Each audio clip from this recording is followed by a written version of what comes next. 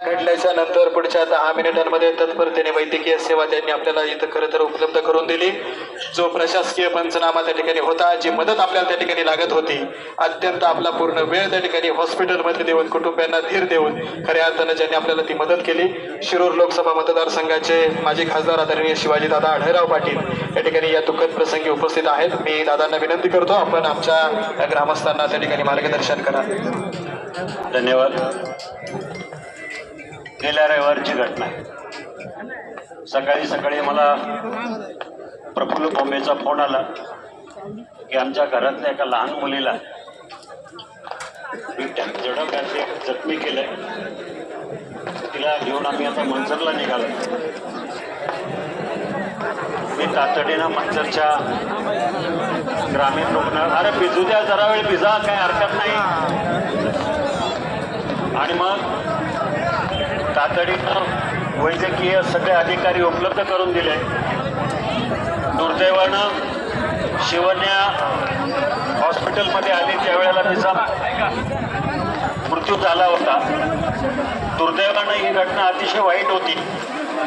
मी त्या ठिकाणी उपस्थित राहून संबंधित पोलीस प्रशासन असेल, वन विभाग असेल, सगळ्यांशी संपर्क साधून पुढील कारवाई उपाययोजना करण्यासाठी प्रयत्न केले। ऐका, जर ऐका, 2 मिनिटं ऐका।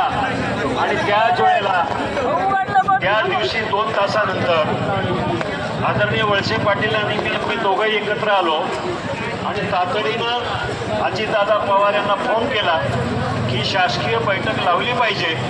त्याप्रमाणे ती शासकीय बैठक काल संपन्न झाली।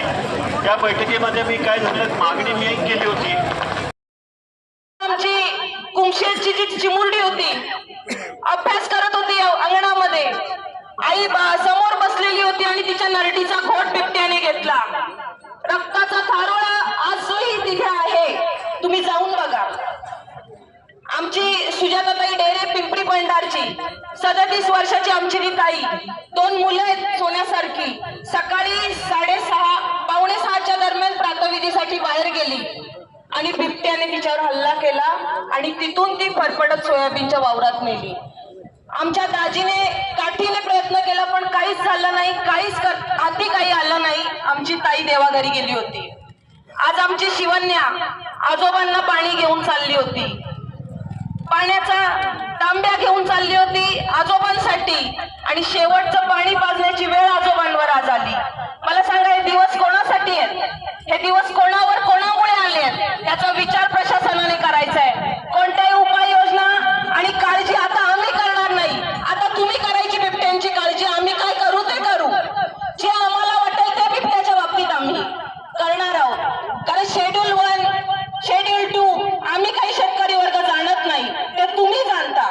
कोल्हापूरच्या हत्तीनीवर प्रसंग आला की नाही?